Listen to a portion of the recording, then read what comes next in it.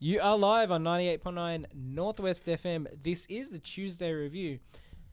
This is a very special episode of the Tuesday Review as well. Every episode's a special episode of the Tuesday Review. I mean, yeah, of course. But, I mean, it is also our 300th episode. Woo! How did we make it to 300 without killing each Started other? from the bottom, now we're still at the bottom. I mean, yeah, If you've been listening since episode 1, you deserve an award, not us. Yeah, I mean, shout out to the listeners if there are any left. I think most of our listeners have dropped off. We got a few. Look, I think some of the listeners are now just people that like we've had in the studio in our various programs, and there might be one guy out there who's like, they peaked at episode 196, been downhill ever since. That's it, yeah. I mean, yeah. They're just like, they have the episodes burned on a disc where it's like James just crashing out. Yeah, I remember, I think mid to late 2022, I just crashed out hard. And I was just like, this is the worst. I don't know what we're doing. Yeah, so I mean... Somehow we push through it and learn just to have some fun. Yeah, I think at this point, I think I'm always my worst critic, but I think at this point, I'm James, by the way. Yes, sorry, James. If this is your first episode, 300 episodes in, and we still haven't been able to sort this out. That's it. I am Nathan, of course, also joined by James. What's made you happy last week, James? They announced that there's going to be a new Chucky movie, which, considering they unceremoniously prematurely cancelled the TV show, which was awesome, and it ended on a huge cliffhanger. Don Mancini, the creator, is coming back to write and direct a movie, so I'm excited about that. So hopefully that turns out pretty well. Also joined by Alan. How you doing, Alan? What's made you happy in the last week or so? What's going on? What's made me happy in the last week is probably Invincible. Yeah. Season 4. Nice. I think tomorrow will be the final episode. Yeah, I'm one episode behind. Yeah, I didn't start the season off watching it. Just kind of got caught up in other things, and I got pretty lucky that as soon as I finished like episode 7, I think it is. Yeah, new one's coming out. I was like, oh, new one's coming in a couple of days. Sweet, I'm not waiting too long. Yeah, it's kind of what's made me happy. But I believe From started. Yeah, we talked about it last week. Yeah. Yeah, so we'll talk about that when the season's over, probably. You got renewed as well for a final season. So yeah, this season, nice. The next season, after this season is going to be the last one. Well, hopefully it doesn't take another 2 years. Hopefully. But hopefully it dies a hero. And that's it. Well, so far it's the best, I would argue, one of the best of the kind of Lost-esque mystery box shows. We'll talk about it when we talk, but we've talked about it before, like it feels like they have a plan and they know where they're going. So also joined by Callum, what's made you happy in the last couple of weeks? Not a lot. Mum made a Bakewell tart today, like an actual big one. You know the Kipling cherry tarts? She made like a homemade big one. Oh. And it's amazing. And there's a new frozen yogurt shop opened up near the station. Opened up today, 3 p.m. Where's that? North Street, near the stations here in Hatfield. And it was real good. Okay. So junk food. I'm fat. I've put on 10 kilos in not that long a time. Yeah. And it's my birthday next week, and I'm just gonna gorge myself. So it's depressing, but it made me happy at the same time. Yeah. So we have nothing. Listeners, this is all we. This is like literally all we have. Nathan, what about you? We discussed. Sorry to cut you off there, James. Yeah. Before we get to Nathan, like who's listening? We're saying hello to the AI model that's scraping all the good. Yeah, that's it. Yeah.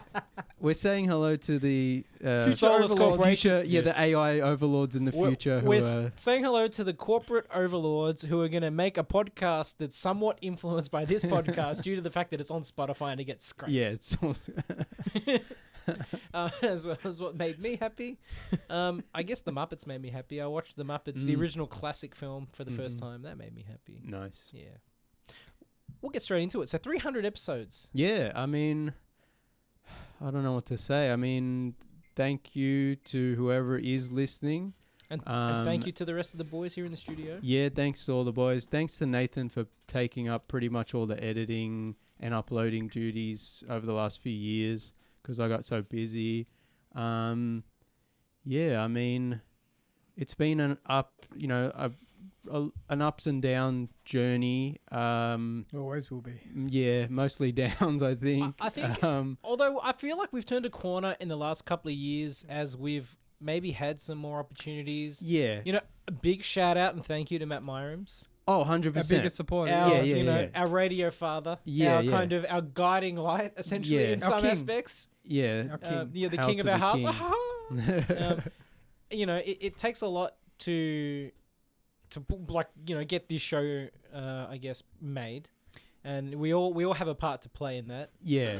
Everyone has a part to play behind the scenes. You know, Alam's the cameraman, and he does his labor when we're out and about, and James, you know, he's the most knowledgeable of all the movie films. And I show up. Callum drags his corpse outside, and but it's always been a team effort. And I'd also like to thank Matt again for just being a constant source of encouragement for us here, 100%. Yeah. and giving us opportunities that we didn't have before. Yeah. And of course, shout out to Northwest FM for providing this venue for us. And I mean, we do it for our local listeners. You know what I mean? Like, Yeah. so it's like, you know, we do it for our community, and in return, And for each other. and for each other. But yeah, but you know, it's nice to support your own little community organizations, is what I'm saying, and you get their Also- support in turn. Yeah. Also, in November this year, it'll be 10 years since I started the original show on the radio. So and you guys have been pretty much involved since close to the beginning. So it's almost 10 years of radio. And when did we start Tuesday Review? 2019? Something like I think it that. was January 2019. Just prior to COVID. So and what's I that, think- 7 yeah. or more than 7 years now? And it's one of those things where we've talked about this on the show before. When you started Man vs. Movies, it was a struggle to fill an hour. Yeah. How much we struggled. It's like we were so nervous and like, oh, how do we stretch out a review? Yeah, we'd and have our then- you'd have your notes, and you'd be like, oh, I've hit Yeah, all my yeah. what do I do? I remember like so many of the reviews would just be, and then this happened, and then this happened, and this is how I felt. Yeah, about it. because I think also like I like to go through the movie and like pick it apart scene by scene. So it's like I like to do that, but then it was like, yeah, it was just but that's also just, you know, it takes time and experience, and Yeah. you learn and you grow as Yeah, the time Well, goes on. it was a very different show because we also used to play music as well. that's true. We used to have like smaller segments, more reviews, and then music. And yeah, so it was much different, and the world was a different place. yeah. And the media landscape, like before COVID, the media landscape was different, and we were a lot different. Yeah, so a lot's happened. Then we took most of 2020 off. We rebooted the show in 2019 as the Tuesday Review. Then we took most of 2020 off because of COVID. Then we came back, and then the last couple of years we've been trying to do more and get more involved, but we're all just so busy, and the world is a hellscape. Weird and question. Did I have long hair when I started on Man vs. Movies? Probably. not as long as in high school, Okay. but it would have been longer than it is now. Yeah, what era did we lose Ponytail Callum? That was a vibe, wasn't it? It was. I can tell you the day I cut it. Yeah. Yeah, it was when we went to see the Louis My Scientology movie. Oh, what year was that? day before. 2017? Maybe? Yeah. The So day it might before. yeah. There you Around the go. same time. There you go. All right. But yeah, so, you know, I guess here's to another 300. Yeah. Well, I mean, one thing because Here's every the 700 more. I want to hit the 4 digits. every We'll episode enter our Joe Rogan era. This is episode 1867. But there'll be like arcs. There's like the kicking James out arc, the James comeback Oh yeah, I arc. always used to say, because you know me, I hated doing the show for a long time, and Alan would always be like, "I'm gonna kick you out. I'm gonna take over." I'm like, "Good, do it." James like, pay me out. I'm like, with what, man? Yeah. You know, the James Oh, returns my arc, founder and he's got fee. James has like an eye patch. yeah. Evil James. Yeah, evil James. Evil. He's like, actually, I'll you know, shave my beard so it's just the goatee. The Last Jedi wasn't that bad. Anti-James. All my- Reverse James. all my Anti-James, reverse- yeah. Oh, if that happens, just kill me. Just straight up shoot me in the head. I mean, I guess then the logical progression is we just have like a James-based AI, and we just have it like set Yeah. up with the audio mode, like ChatGPT. Well, and well, just, like, Alum hasn't really worked out as an AI so Yeah. far. I was saying I to got Nathan, fed on the wrong parts of the internet. yeah. I was saying to Nathan, this with 300 episodes, that's roughly 300, probably a little bit more than 300 hours, since we occasionally have the A extra. bit longer, yeah. We used to do You could longer. train an AI on our shows, and you could just have someone do voices. Like it could, you know what I mean? Like you could generate an actual fake podcast with all of our voices. maybe. I mean, In it would theory. be an interesting... Yeah, you could, in theory. It'd be an interesting Although experience. Although one of the most recent Experiment. hiccups we've had is having to supply our government-based ID so we can have Alan back on the show because he was trained on the wrong material. Anyway. Yeah, but I mean, I think it's also like because every year, we've been trying to do more stuff, but we're just so busy and there's so much going on. So every year we're like, yes, this is going to be our year. We're really going to go hard, and it just never pans out that way. That's also not entirely our fault. A little bit of behind the curtain kind of for listeners. Is that the amount of emails we send off to people and the amount of times they just straight up... Yeah. I know, like, we're all busy, but we do send off a shitload of emails. It's like we always say, like, we're working behind the scenes and we are doing it, but it's like it just never pans out of like we buy new equipment but we never get to use it, and then we apply for something and we get rejected. And it's so like we're always trying to hustle. Yeah, but it just doesn't pan out as well as we'd like. So I think, I mean, we're just sort of... I think we've talked about before, it's like we just do this sort of hang out once a week. We're not going anywhere. Yeah, so. I mean, we'll see. I mean, I would love for this to be more successful, but at the moment, it's probably still just a sort of steady kind of hobby, kind of way to get out of the house, really.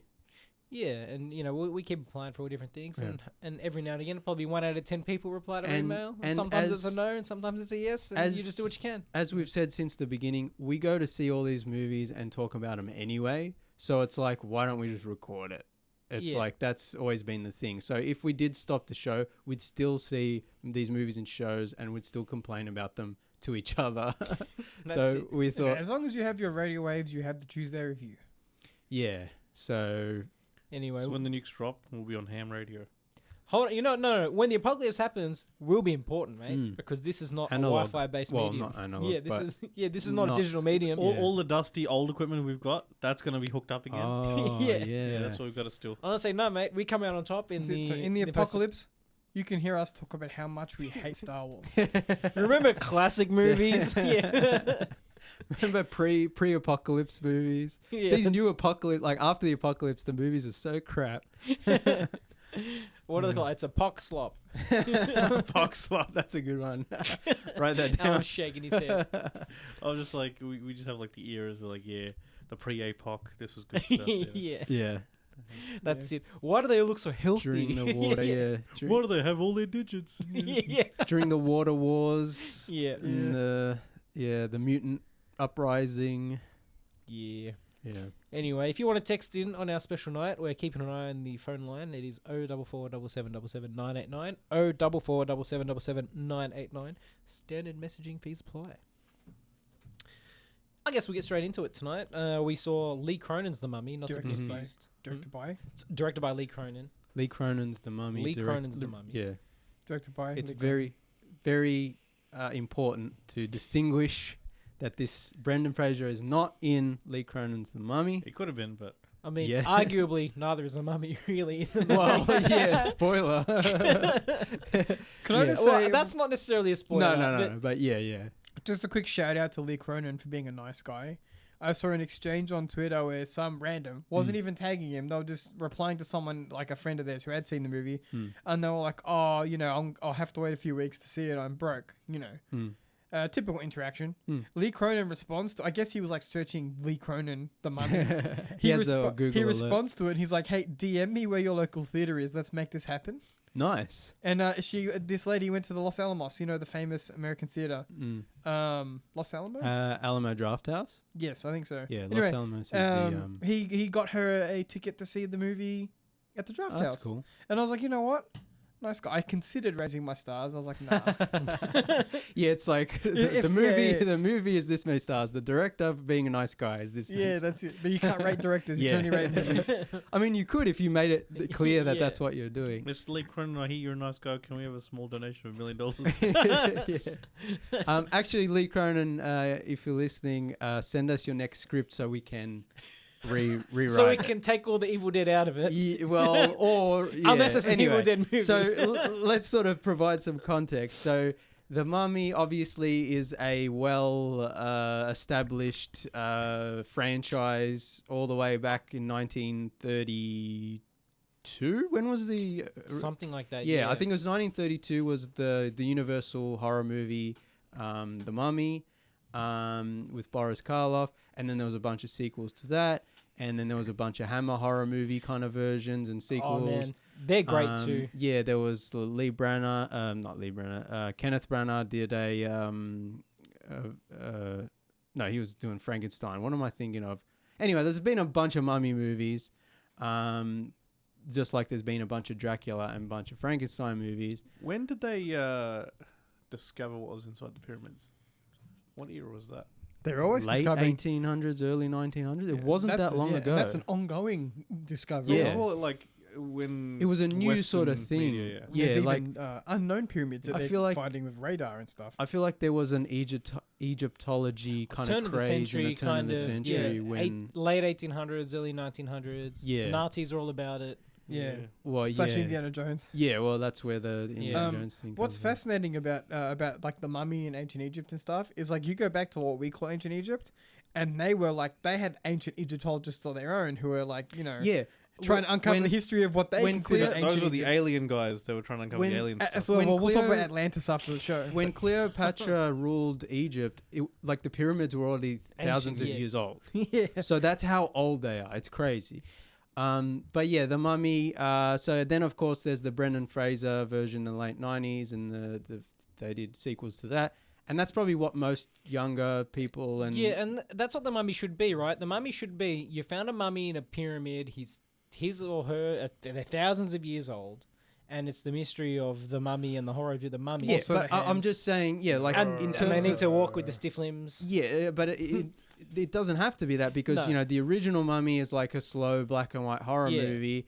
And then Hammer versions or whatever, but then you get the Brendan Fraser, Yeah. and it's like a swashbuckling Oh. Indiana Jones action Classic. adventure, and it's incredible, and it's But one I of the feel best. like this movie kind of misses the mark by not really having the mummy as like an ancient kind No, of. no. We'll get to that, but what I'm saying is, in terms of the genre, It's always changing. you yeah. can have Yeah, yeah, you can it's- have yeah. Egyptian stuff and the mummy wrapped in the cloth, whatever. But you can do it in a myriad of ways. You could do it the horror way. Yeah. You can do it in the action adventure way, whatever.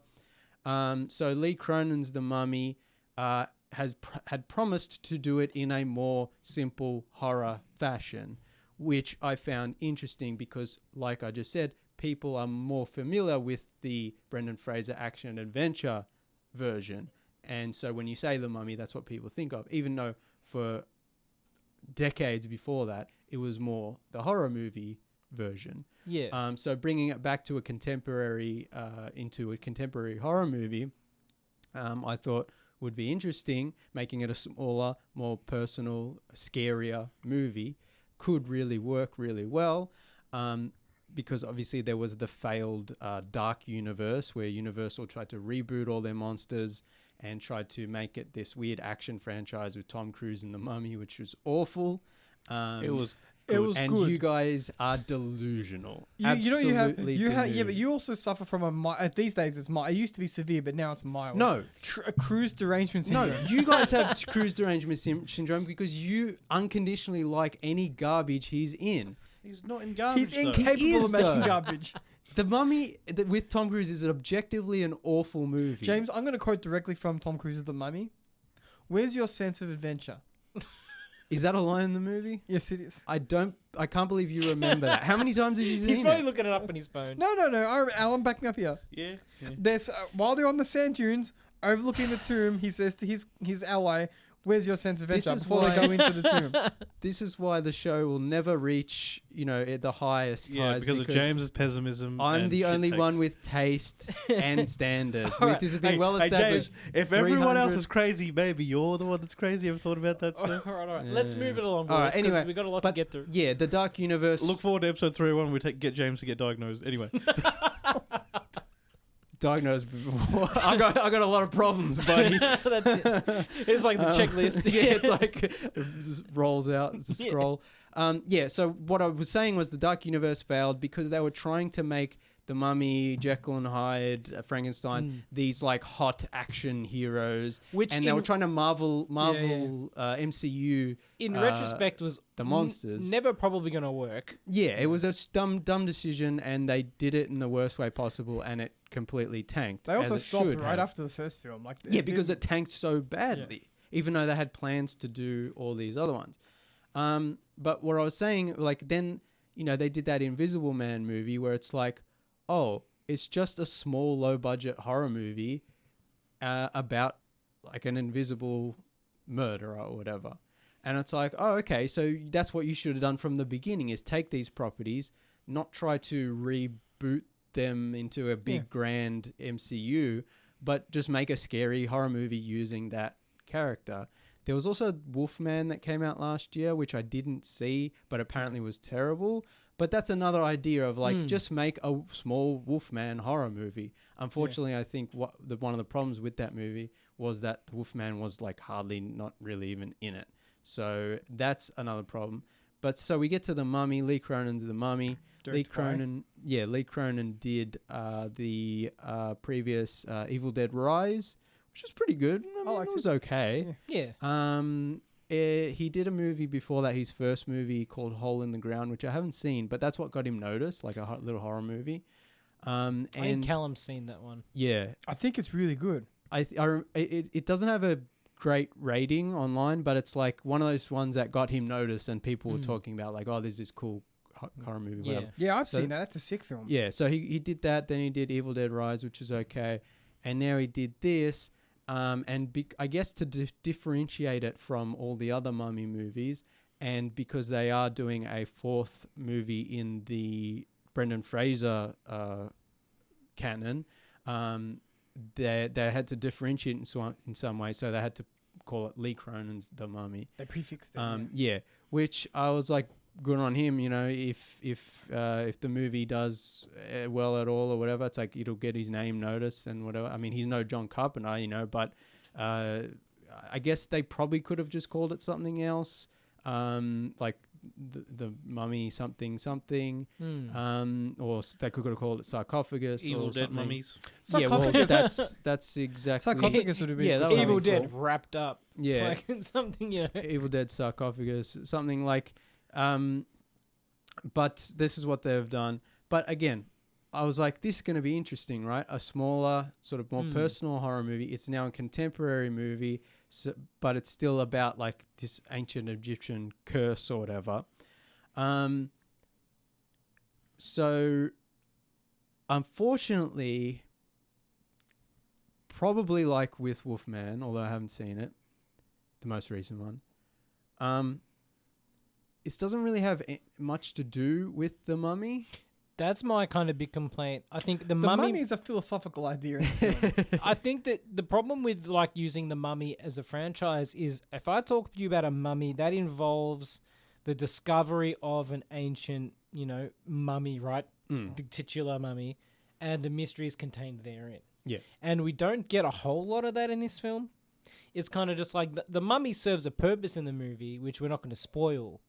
But I feel like the mythology surround it is maybe too different from what I feel like the mummy should be. It should be about the discovery of an ancient pyramid with an ancient figure. I don't think the lore and magic and occult Egyptology and the mummy we do get, I think all that stuff is fine. I think the problem is that's all gotten out of the way quickly, and then it becomes a standard kind of Exorcist meets Evil Dead story. Exactly. And it's, starts off like, it starts off with some cool Egypt stuff, and then it just becomes they're in a house and there's like a possessed girl. So it's exorcist. There's a Pet Cemetery element where it's like, oh, the child is now the beloved child is now evil, and then towards the second half and towards the end, it just becomes a straight up Evil Dead movie. Yeah. And from the guy who did the previous Evil Dead movie, we were speculating. I don't know if this is true or not, but it feels like this might have been an Evil Dead script.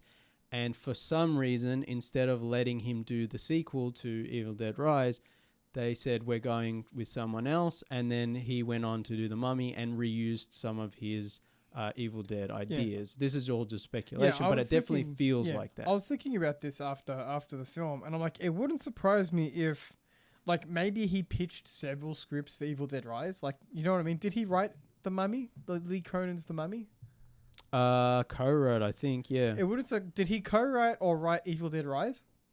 Let me check. Because I wouldn't surprise me if he, when like these big studios, they might have asked to see more than one script, and then maybe they really liked the Mummy script, but they went with Evil Dead Rise. But they were like, we would like to see if you can do something with this other script. And so after he did Rise, it feels to me like my gut feeling is they said, can we repurpose this a bit?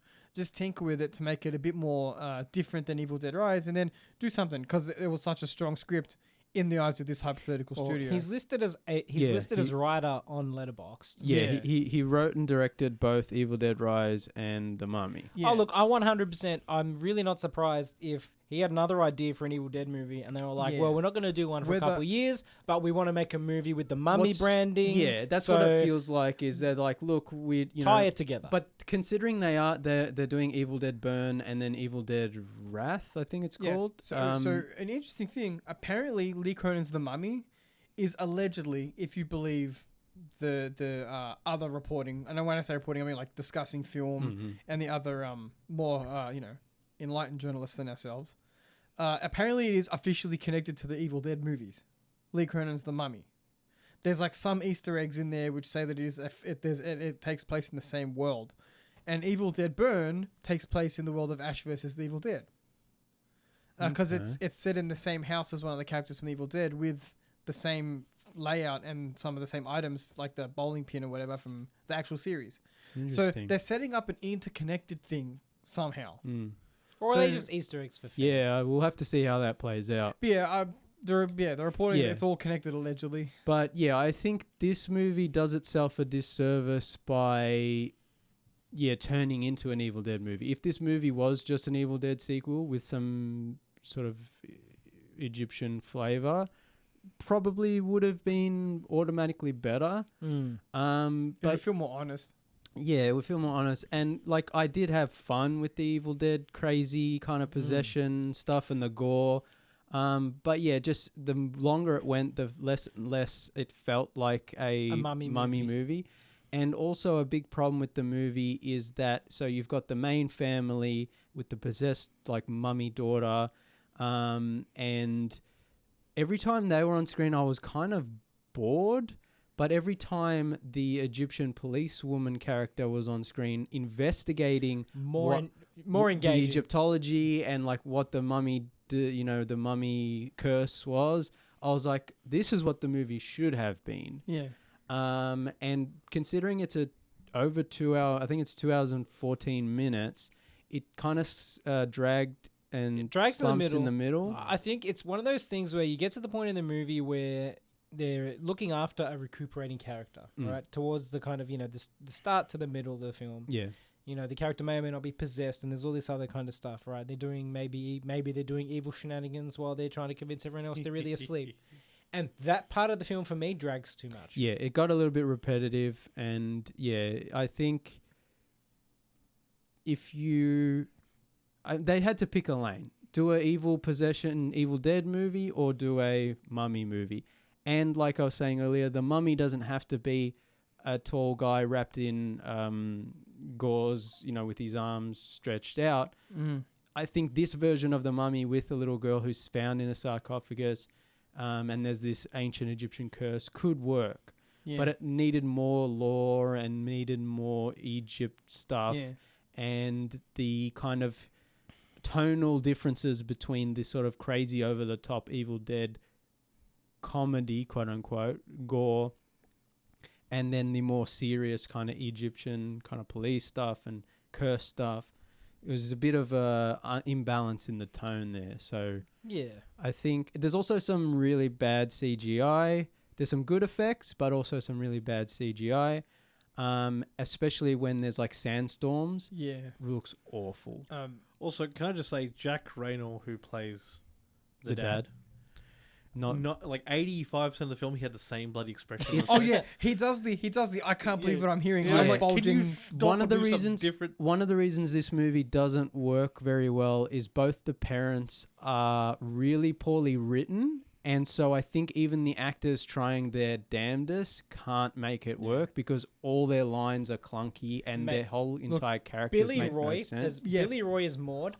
Carries this movie on her tiny shoulders. Yeah, the little girl. I guess she's the youngest daughter, right? Yeah. hilarious, amazing. She carries this film on her tiny little shoulders. Yeah. There's a scene. It's not even where- close. There's a scene where, and again, she's so young, right? Yeah. But her natural talent is so organic. It's great. Yeah. There's like scenes where like there's shenanigans going on in the house, and she might be in on it. You don't know, right? Yeah. But like she's like laughing at the bad stuff happening. Yeah. And it's so funny. Yeah. There's a great. scene She's great. involving teeth. Yeah. It's all she's all. But just I think if just her giggling as like again- the stuff's going on. Again, it's if this awesome. was an Evil Dead movie, it would automatically make all this stuff much Yeah. better and would have just worked into the story better. Also, a thing we always complain about: very this dark. movie's too dark. The lighting and the grading, the color grading is not very good. The movie actually looks decent. It's just the way they like color grade these. It's just so brown. ugly and flat and Yeah. dark, and so it's a bit of a shame. Like, it could have been much worse, though. It wasn't awful, but yeah, it was, and it has a lot of cliche horror movie tropes of characters doing really dumb things, which I can forgive sometimes, but it's like after a 2-hour movie, I'm just like, Yeah. we've seen all this stuff before, and they're making the same dumb decisions. And yeah, it again, it's not a big budget movie, but the scope it did have, it could have used in a, I always say like, oh yeah, I understand it's not a big budget, but you could have used the money here instead of here. Yeah. Like literally most of the movie takes place in a house in Albuquerque, New Mexico. I'm like, if you were going to film it all in that house, why not just set the whole thing in Egypt and make it more Egyptian-y? Yeah, Yeah. that's it. Just set dress it. Yeah. Yeah. And we, And that house doesn't that's Yeah. a set anyway. And Yeah. New Mexico has nothing to do with the plot. So I was just like I don't know. make the whole thing in Egypt. Yeah, because the movie starts to fall apart when like moving the mummy overseas, and then And of course there's all that stuff. If you think Yeah. about anything that Yeah. happens, none of it makes any sense. Like it wouldn't get pulled up in customs. yeah, that's it. We might go to a very quick break, and we'll be back with more right after these quick messages. You all hear me? Yeah. Yeah. Okay, listen, congratulations on your 300th episode. It's a show that I generally love. I always find myself listening while I'm painting or out on a run or running while I'm painting, which I don't recommend. You guys are so knowledgeable about films, and you continue to surprise me. I wouldn't go that far. I've ended up watching so many films just because you all recommend them. Idiocracy, I absolutely love. The voice of Hind Rajib, which is amazing. I'm watching Undertone tonight. I also checked out Exit 8, which I loved, and Residence, which is adequate. I would say Residence might be the strongest on the list. Yeah. So I don't know if you caught my joke the other day on Instagram. Can you please call the sequel Resonances, just as a horror goof? I know, I got that. with the dollar sign as the S. But you four are amazing, and when I listen to you boys, I feel like I've learned something. Well, actually, no, learn's not the right thing, but you know what I mean. Yeah. But I sincerely mean when I say I look forward to the next 300. Well, thank you Thank you, so Matt. much. That means a lot coming from you, and anyone that Yeah. listens. We really appreciate you. Yeah. Thank you, No, Matt. I love it. Thanks for the shout out earlier. No, this show, it means a lot to us, and we're happy if people enjoy it. And I love it. Especially I love it. someone like yourself who is a part of the local Victorian movie industry, such as it is, So it's nice to know that at least some of our feedback is being absorbed. I don't know if feedback's the right word. Whinging, maybe. Whinging. Yeah, look, but I'm putting you boys in the new film that we're doing called Welcome to Frankston at the end of the year. Nice. So I'll have you guys doing sort of a cameo role. I'm Yeah, gonna start. We're just coming out of a movie theater, and Frank's going, that sucked. All right, keep going. I'll hang up, but I just wanted to say that to you boys. All right. Thanks, Thank you Matt. so We much. really appreciate it. Thank you. Right. Talk to you soon. All right. Thank you, Matt. Bye. Bye. All right. Oh, that's awesome. That's awesome. Yeah, as long as we have like one dedicated listener. So I guess That's we're not our mum. that's not our someone we're like directly related to. So I mean, we always joke about screaming into the void, and it does feel like that 99.99% of the time. But it is cool when someone like Matt is like, no, I'm actually engaged and I am listening. So it's really awesome. Thank you, Matt, again. Yeah. Getting back to the Mummy, is there anything else you wanted to discuss? No, I think we. It was fun. It was nice to see such a violent film. I'll put that. Yeah, up like the front. gore was cool. Some of the crazy, But it was stuff still too safe, and I don't know how to articulate that in the right way. We've talked about it before. It's movies Gore now. is not necessarily means it's dangerous or not safe. It's just it teased a couple of incorrect things in a way. yeah, but And in my review, I will say 2.5 stars. Unnecessary toe licking. Tarantino's favorite movie of the year.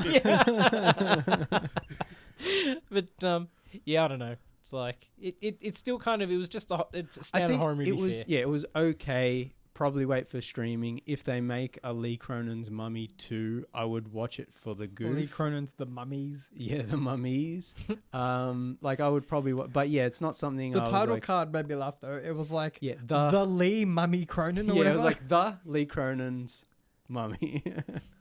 Yeah, it's a bit clumsy, but yeah, it's okay. Well, it's not the worst. No, it's it's fun if you're a horror fan. There were Yeah. moments that were I was a little tense, which is Yeah. rare. Which is rare for us because we're seasoned horror goers. So it takes a lot to get our skeletons rattling in the seats.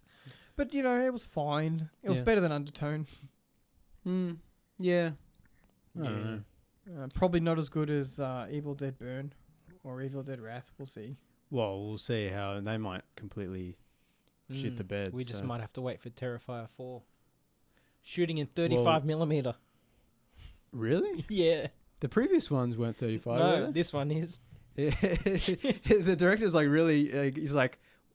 Like, use it while you got it. Yeah, it's like he's got all this like Yeah, momentum. momentum. He's Yeah. like, all right, I'm going to use this to Go for it. Yeah. Like making a trashy, bloody, R-rated, disgusting. Does it have a release date?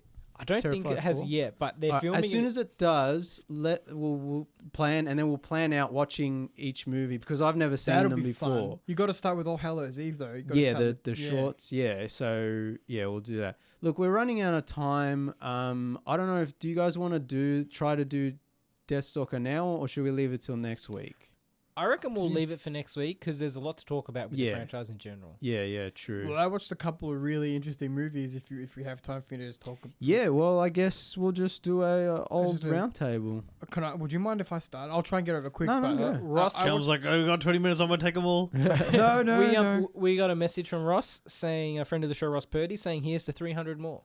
Thanks, Ross. Thanks, Ross. Yeah, Ross Appreciate you, also Ross. listens sometimes, so Make shout sure to out to check you. out Ross. Friend of the show, David, he listens sometimes. So yeah, we do have some. Yeah, but people we know. It almost Yeah, doesn't, it's in a way, visible- it's like it almost doesn't Yeah, count, yeah, but we yeah. love you anyway. Yeah. I had the pleasure of finally getting around to watching A Complete Unknown, the Bob Dylan biopic. Oh yes. Man, what a brilliant film. It's a good movie, right? Timothy Chalamet should have won the Academy Award for it. I thought it was amazing. I had chills when he plays Blown in the Wind. I actually felt stuff. And like Rosie was depressed, and she was like watching, and she was like locked in as well. It was great. And then I followed it up with a Conclave chaser. Oh, nice. And let me tell you, like I think you saw my message, and I'm sure most people disagree. I feel like it's like a weird religious Devil Wears Prada, where it's scheming divas in the Vatican. I've never seen Devil Wears Prada. It's not like Conclave at all. But You haven't seen Devil Wears Prada? Thanks, Cal. but so here's the thing: me and Rafal, Conclave is like Devil Wears Prada. I've never No, seen no, Devil I'll Wears Prada. explain. It's not like Conclave at all. Let me explain.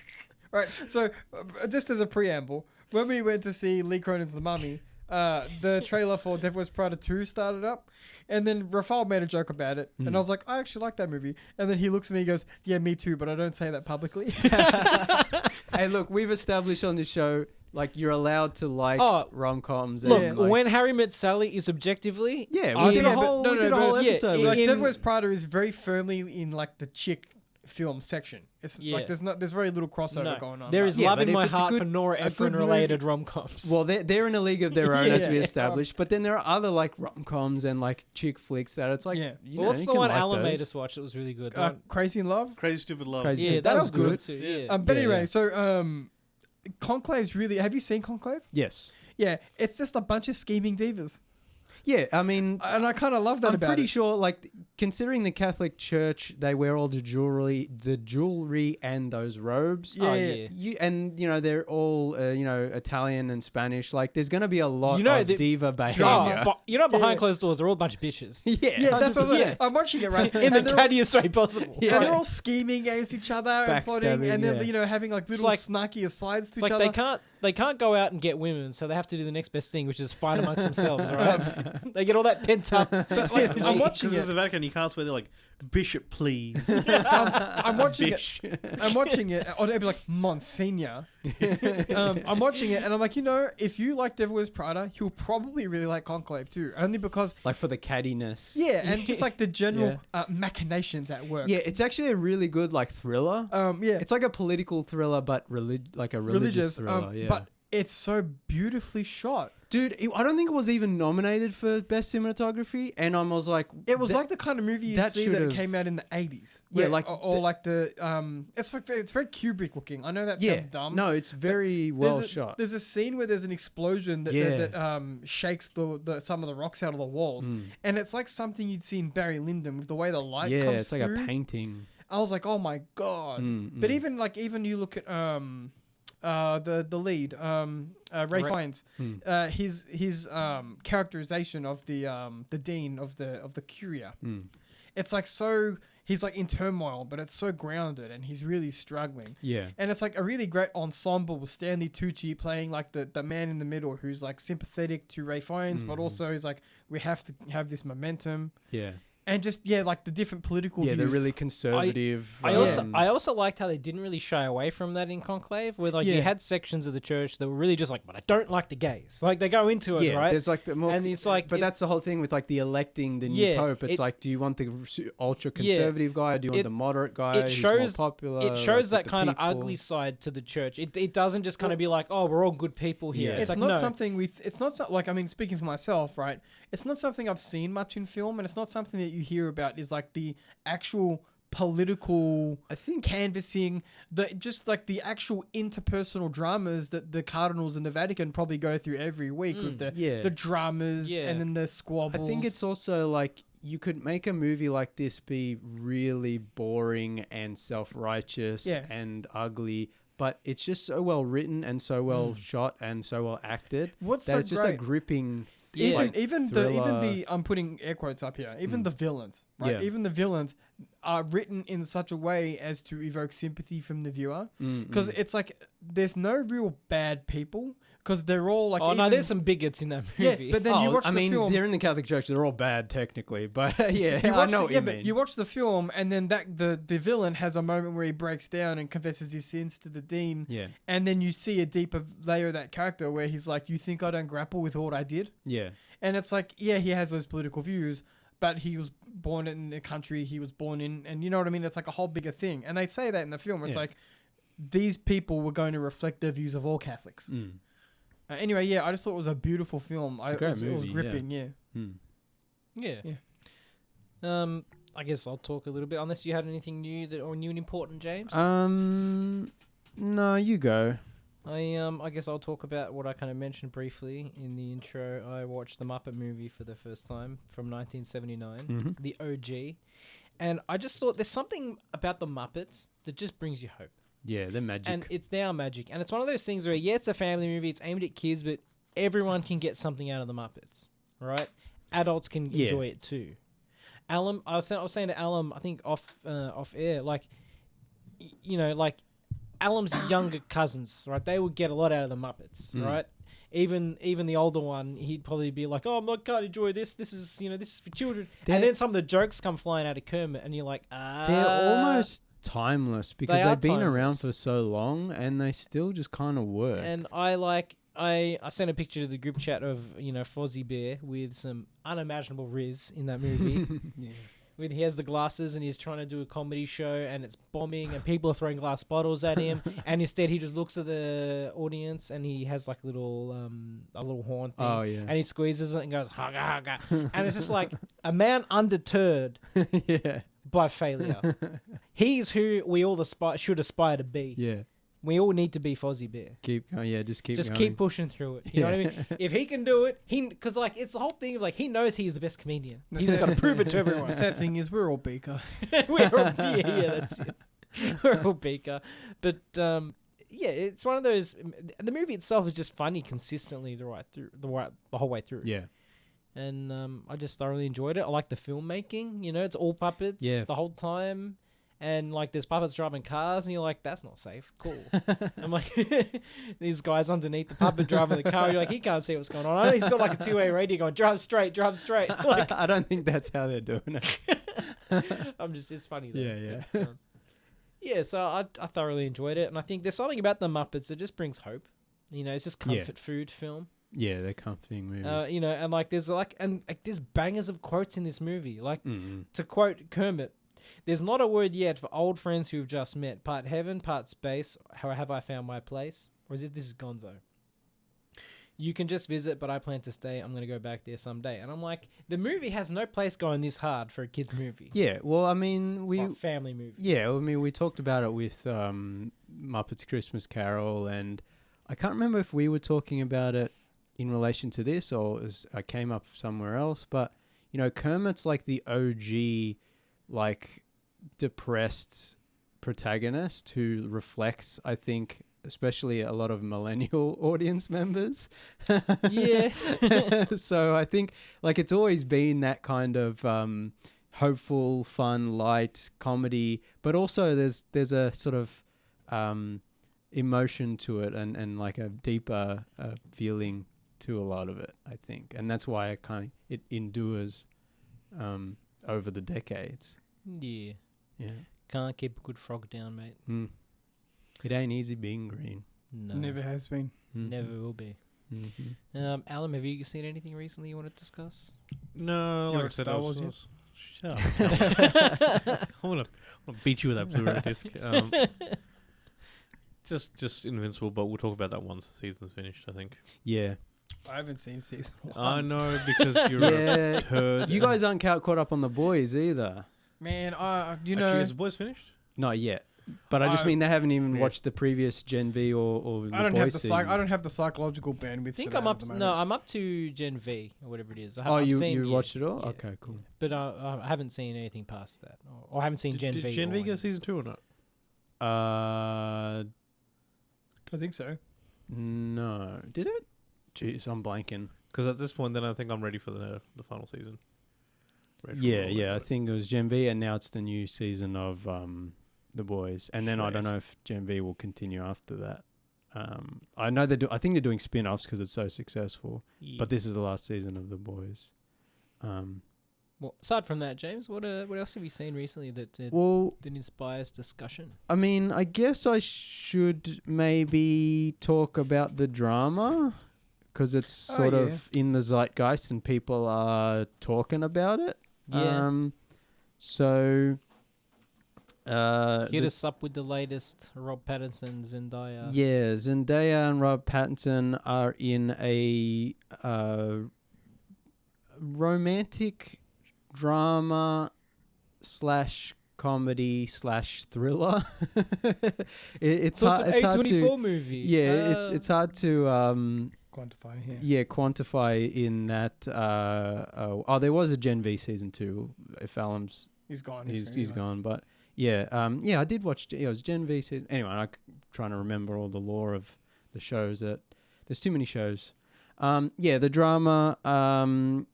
This came out recently, and everyone was talking about it online. It was making waves, and I thought I should definitely check this out before I get spoiled, because you don't want to get spoiled when everyone's talking about how, controversial or this movie's making waves. It was written and directed by Kristoffer Borgli, who is, I want to say, Norwegian. Yes, Norwegian. And he did a movie called Sick of Myself, a Norwegian movie, which I thought was pretty good. I thought that was a good movie. But then his movie just before this one was Dream Scenario, which Nathan and I watched the one with Nick Cage where he starts appearing in people's dreams. A good premise mid-movie. Yeah, and I think that one I was like more soured on. I was just kind of like, yeah, the premise was cool and there were some really great scenes, but overall it just did not work. And the end of that movie was not good. So this movie, I was interested in it. But I wasn't like, I don't know, 100% sold. But people were talking about it. And I was like, look, I want to see this, make my own judgment. Yeah. The drama stars Rob Pattinson and Zendaya as like a newly engaged couple who are about to get married. And it takes place like a week before their wedding. And one character finds out something about the other character's past that kind of completely reframes their entire relationship and sort of puts doubt on whether the marriage should go ahead. And so it's like they're preparing for the wedding and, you know, getting their everything organized and, you know, relatives are coming from overseas and they're getting the venue and the DJ and this, that, and the other. And they're having rehearsal dinners and you know, meeting up with friends and finalizing things at work so they can go on their honeymoon, whatever. And all the while they're also grappling with this uncomfortable truth. But behind their eyes in every scene is like this like constant gears moving of like this new found information that completely recontextualizes everything. And I think it's not I think this is the problem with, I don't know how to phrase this. I'm going to sound mean, but I think a lot of people went into this movie thinking it was a standard rom-com, and I don't know where they got that from because the trailer is very deliberately like there's a thriller element of there's something wrong. See, you're mistaking. You're getting this whole thing wrong. Yeah, people don't watch the trailer. They just see Robert Pattinson and Zendaya, and they go see it. Robert Pattinson and Zendaya are going to get married. Oh my God, gotta watch it. Yeah, that's probably it. And I also think like a lot of people, I guess normies or whatever, they don't look at who wrote and directed the movie, so they don't know like where he's coming from or his previous sort of track record. Callum just broke his knee here in the studio. I got a cramp. Continue. Callum's like, I'm in pain. Continue. Is it your knee? No, it's a cramp. Okay, It's a cramp. Cramp review. The cramp review. What was I saying? People going into Normies, normies don't know the director. They just see two stars, pretty people in a movie about a wedding. So I guess they just think it's a rom-com. All the teenage girls come flooding in. Yeah. So I mean, I was literally probably the only guy in my screening. There was all like just young women, and I think a few of them got up and were really angry. No one left. No one left during the movie, but after the movie, I think people were confused. I think that's on them. I don't know. But I thought it was actually really good. It's very darkly comedic. It's a very black comedy. Like it's a movie where maybe media literacy matters. Yeah, 100%. Especially because when things are revealed about certain characters, there's all this argument online about who was right, who was wrong. And like we've talked about before, film discourse online now is pretty garbage. So most people have no idea what they're talking about. And especially media, James. You know what? You can have the show. I'm done. Yeah, we bullied him out of it. Yeah, 300's my limit, boys. Look forward to the comeback special of James. That the Allen reverse review. James. Yeah. The Allen review with. In terms of the drama, I know I'm not gonna. I was spoiled for it, so I know what the deal is. But but see, this is the thing: is I think you should still watch the movie because I don't think you really know it in the way that it's presented in the movie. And I think that's a big problem with the online discourse is people are like, it's this, and there's no nuance to it. And even with that information, if you can bag a baddie like Zendaya. Oh, yeah. There are things you'd be willing to overlook. Yeah. And even on the opposite side, there's a lot of people who would overlook a lot for Rob Pattinson as well. So, but yeah, I think it's actually really well made. It's well shot. I like the editing. The sound design and the score is really interesting.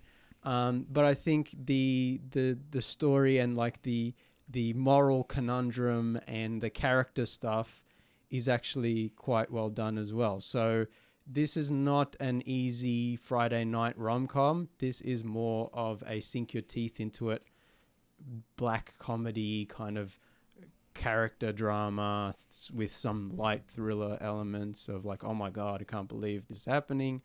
Do you remember when Woody Allen went through his like heavy drama period?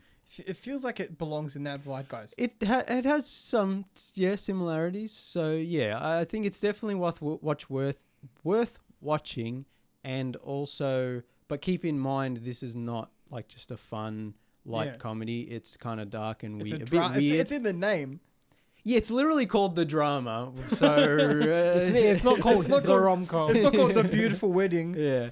Although, yeah, I mean, you could call it The Drama and it be just a rom-com and it's like ironic title or whatever. But yeah, this is not that. But I think it's good and worth watching. Yeah. Yeah, we're almost running out of time for tonight, ending our 300th episode. Keep an ear out if you're interested in some of our tabletop and board gaming shenanigans. Live on 98.9 Northwest FM this Friday, we are talking to Lucanus and Craig from Friends of the Table to discuss their Kickstarter for their upcoming card game. Yeah, we talked to them at PAX, played their game. So we're talking to them again. Maybe we'll record the interview and throw it up on the YouTube and Spotify and stuff. But we're going to be talking to them live in studio Friday night for Future Mix and playing some good music, so tune in.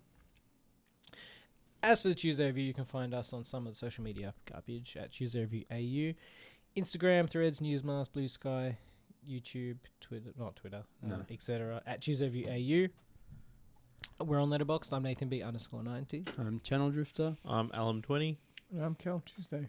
You can, I guess, look forward to some more lovely content next week. Thanks to all the listeners and supporters. Yeah. And thanks for sticking by us. Thank the rest of the boys again in the studio. Thank you, boys. Thank you for being a friend. Not you, Alan. You break my balls non-stop. You break my balls. Someone's gonna keep you in check. You don't know what he's breaking your balls is. That's Calum's been covered recently. You guys cover more than me. Yeah. As Alan would say, he's going through his Bully Maguire phase at the moment. I stay out of the way of the wrecking ball. All right, we'll be back next week. Here's to the next 300, and we'll catch you next week. Adios, cousins.